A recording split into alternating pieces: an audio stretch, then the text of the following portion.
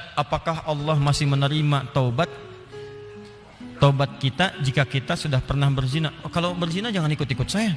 Kita zina sama pelacur. Gini,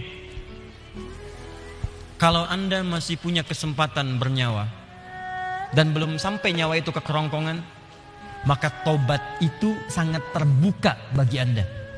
Kecuali kalau nyawa sudah sampai ke kerongkongan, segera kembali. Bahkan ada ayat yang khusus diturunkan untuk pertanyaan Anda ini. Ayatnya ayat ke-53, surahnya surah ke-39. Ayat itu diturunkan untuk menjawab seseorang yang terlibat dengan pertanyaan Anda seperti ini dan dia mau tobat. Maka Allah turunkan ayat kuliah, ibadiyalladzina asrafu ala anfusihim la taqnatu min rahmatillah. Katakan Muhammad pada hamba-hambaku yang telah berbuat israf. Di antara israf yang mengerjakan perbuatan dosa besar. Dosa besar di antaranya zina. Ketika dikerjakan seperti itu dia mau tobat. Kata Allah, ayo tobat, jangan putus asa dari rahmat Allah Subhanahu wa taala. Kenapa ada kalimat jangan putus asa? Karena orang kalau berbuat dosa besar, setannya lebih mudah menjerumuskan dia. Karena akan dibuat kalimat-kalimat dalam dirinya seakan-akan mencegah dia untuk bertobat. Sudah, dosa kamu berbuat sudah begitu besar, gak ada kesempatan untuk bertobat lagi. Sudah, kamu sudah terlanjur basah, berenang sekalian, tinggalkan perbuatan yang ini. Kamu medannya di sini, kamu dunianya di sini. Kata Allah, itu semua tidak benar. Saya itu adalah Tuhan rahmat, bukan Tuhan ghadab. Rahmat saya melebihi ghadab yang ada dalam diri saya. Maka rahmat itu manfaatkan. Tobat. Ayo tobat. Saya katakan, jangankan Anda, pelacurnya pun, maaf ya, duhai perempuan-perempuan dimanapun Anda berada yang terjebak dalam pengaruh setan untuk menjajakkan dirinya sehingga disebut dengan pelacur. Maaf, saya tidak ingin memperindah bahasa ini. Saya tegaskan pada Anda ya, kalau maksiat itu istilahnya jangan dibikin sopan.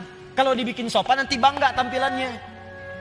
Maaf, koruptor maling. Ketika dibuat koruptor, dipakein jaket kuning, cuma pakai jaket, Masya Allah, enak banget senyum-senyum, bawa tas.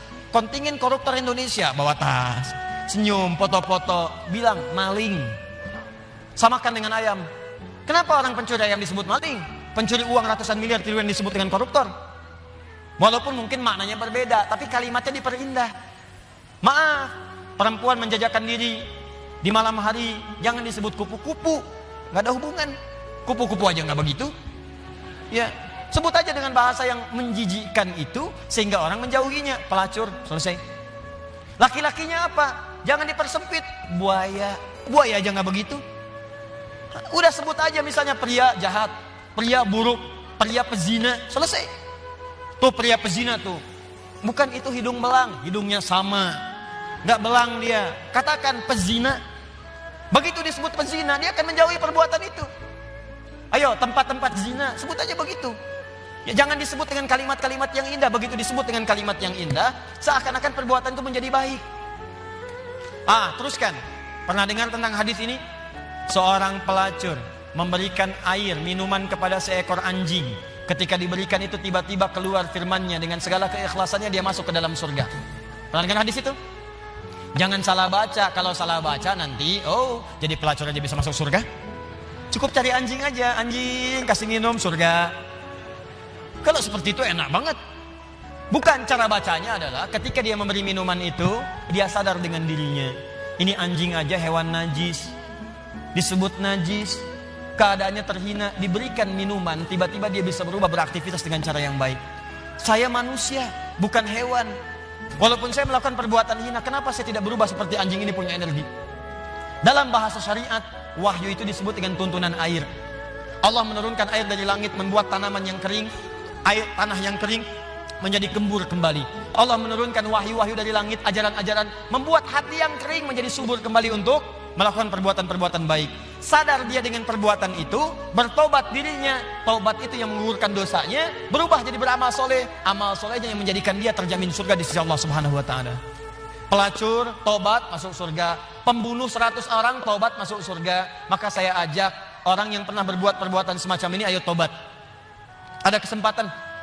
Dan jangan ditampakkan. Maksiat yang tampak hanya mengundang bencana. Ini sekarang ini sudah banyak nih. Saya perhatikan orang bangga berbuat maksiat. Awas, hati-hati. Homoseksual, lesbian, LGBT, macam-macam sudah bangga. Bikin kontes, bikin macam-macam. Ngundang musibah tuh. ngundang musibah. Dan kita doakan, kita ajak mereka dakwahi dengan lembut supaya meninggalkan perbuatan-perbuatannya. Doakan Pak, dalam malam kesempatan hari doa, istighfar. Karena istighfar itu diantaranya bisa menahan murka Allah Subhanahu Wa Taala. Wa ma kana Allahu liyu'adzibahum wa anta fihim. Muhammad, sepanjang kamu hidup mereka tidak akan pernah saya azab. Kalimatnya fiil. Tapi ketika nabinya meninggal, wa ma kana Allahu mu'adzibahum wa hum yastaghfirun. Kenapa yang pertama kata kerja, yang kedua kata benda? Pertama kata kerja karena di zaman Nabi setelah masuk Islam jarang orang berbuat maksiat. Setelah nabinya meninggal berubah jadi kata benda, orangnya banyak bermaksiat. Tapi kenapa azab ditahan oleh Allah? Ada kalimat di ujungnya wahum yastaghfirun, karena ada orang-orang yang masih istighfar kepada Allah Subhanahu Wa Taala. Kita berdoa malam. Ya, bikin programnya. Saya kemarin ke Padang berapa waktu lalu, wali kota Padang punya program Padang bebas maksiat. Saya kira ayo Kabupaten Bandung, ya Kabupaten Bandung bebas maksiat. Anda berdoa, dakwahi, tampakkan kebaikan. Ayo mulai sekarang yang ngaji dengan saya minta komitmennya. Kalau Anda pegawai berangkat ke kantor, perilaku yang baik, tunjukkan nilai keislaman, jujur dalam bekerja, jangan takut. Anda tidak akan kehilangan rezeki. Anda nggak korupsi pun rezekinya segitu. Anda korupsi rezekinya nggak nambah segitu juga. Jadi kalau Anda bisa dapatkan yang halal, kenapa mencari dengan yang haram? Nggak usah, yang baik-baik aja, rezeki Anda sudah terjamin. Demi Allah saya katakan, kelihatannya banyak, cuman segitu juga. Kalau Anda berbuat baik, ditahan oleh Allah, seperlunya dikasih, perlu dikasih supaya Anda nggak repot. Kadang-kadang dikasih banyak supaya bisa zakat, supaya bisa infak.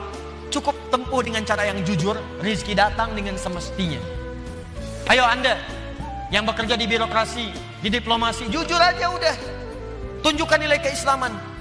Pak, kenapa sok soleh sih? Gak nerima proyek begini, bukan sok soleh. Saya ingin menunjukkan bahwa agama yang saya peluk selalu mengarahkan pada nilai-nilai kebaikan. Demi Allah saya katakan, saya tidak menerima ini pun rezeki saya akan didapatkan dengan seperlunya. Sesuai dengan kebutuhan saya. Paham? Ditinggalkan yang tidak baik. Apapun pekerjaan Anda, yang polisi, yang tentara, yang macam-macam, yang camat, yang lurah, yang bupati. Ayo, kalau Anda merasa mengaji dengan kami, tunjukkan bahwa apa yang kita pelajari bisa dipraktekkan dalam kehidupan. Yang seperti ini, tobat.